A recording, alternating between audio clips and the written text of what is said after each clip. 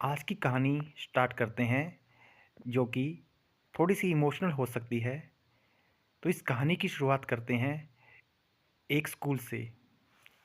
एक स्कूल में एक मैडम जो यह सबको कहती थी कि उसके लिए सभी बच्चे एक समान हैं। लेकिन असलियत में वह सभी बच्चों को एक समान नहीं समझती थी। वह देखती थी कि कौन-सा बच्चा गोरा है और कौन-सा बच्चा काला है। वह उनके साथ एक समान जैसा व्यवहार नहीं करती थी। उसकी क्लास में एक बच्चा जो बिल्कुल सामने बैठता था, वह उससे नफ़रत करती थी। नफ़रत करने का कारण यह था क्योंकि उसके कपड़े ज़्यादा साफ़ नहीं होते थे, वह थोड़ा-सा मैला-कुचला जैसा रहता था। इस मैडम को यह बच्चा बिल्कुल भी अच्छा नहीं लगता था। अब जब भी यह मैडम कोई टेस्ट लेती, तब ये बहाने ढूँढती कि कैसे इस बच्चे के नंबर काटे जाएँ। वह इसके उत्तर को अच्छे तरीके से न चेक करते हुए इसे गलत कर देती थी। अब एक दिन उसने इसके पिछले सालों की रिपोर्ट प्रिंसिपल मैडम से मंगाई। तब उसने उस रिपोर्ट को खोला। तब उसमें देखा पहली क्लास में जब यह बच्चा था, तब उसकी मैडम ने जो उसे पढ़ाती थी, इसमें लिखा हुआ था कि यह बच्चा बहुत ही अच्छा बच्चा है। इस बच्चे जैसा कोई नहीं बन सकता। काश मेरा बच्चा भी ऐसा होता। यह देखकर वह मैडम सरप्राइज हो गई। अब फिर उसने इसकी दूसरी कक्षा की रिपोर्ट खोली, जिसमें लिखा हुआ था कि इस साल इस बच्चे की परफॉर्मेंस थोड़ी-सी नीचे जा रही है क्योंकि इसकी माँ की तबीयत खराब नहीं रहती, जिससे यह बच्चा अपनी ज़्यादा केयर नहीं कर पा रहा है। तब यह मैडम थोड़ी-सी दुखी होने लगी। अब इसके बाद इसने अगली कक्षा की रिपोर्ट जब देखी, तब यह बहुत ही ज़्यादा चौंक गई।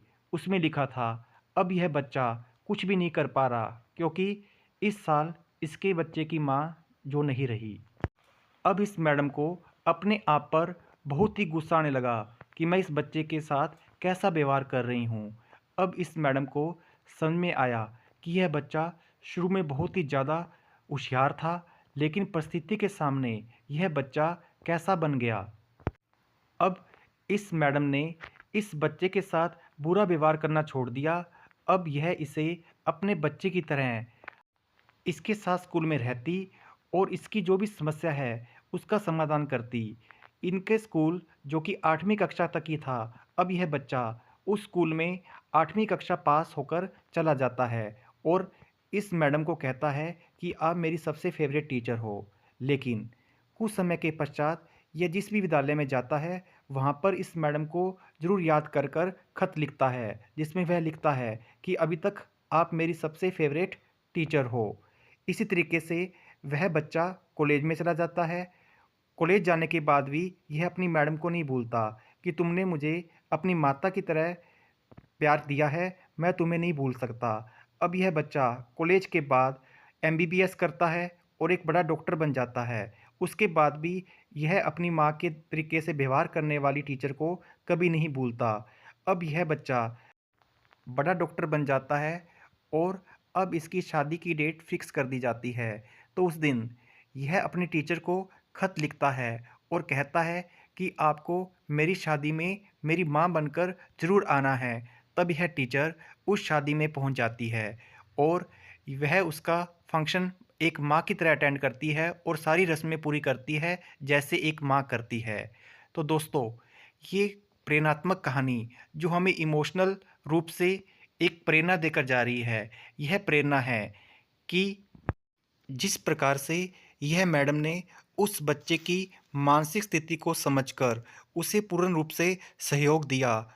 हम भी आज क्या कर रहे हैं, हमें लग रहा है कि वह व्यक्ति ऊपर से पूरा सुखी है, लेकिन उसके मन में क्या चल रहा है, हम उसे पहचानने की कोशिश नहीं करते हैं और हम उसके साथ बुरा व्यवहार करते हैं। लेकिन हमें उसकी स्थिति को समझकर उस व्यक्ति की सपोर्ट करनी चाहिए, ना कि उसका मज़ाक उड़ाना चाहिए, क्योंकि यह मानव जीवन हमें बहुत किस्मत से मिला है। हमें इसका अच्छा यूटिलाइज़ करना चाहिए, न कि बुरा, ताकि हम अगले जन्म को भी अच्छा जन्म बना सकें। धन्यवाद।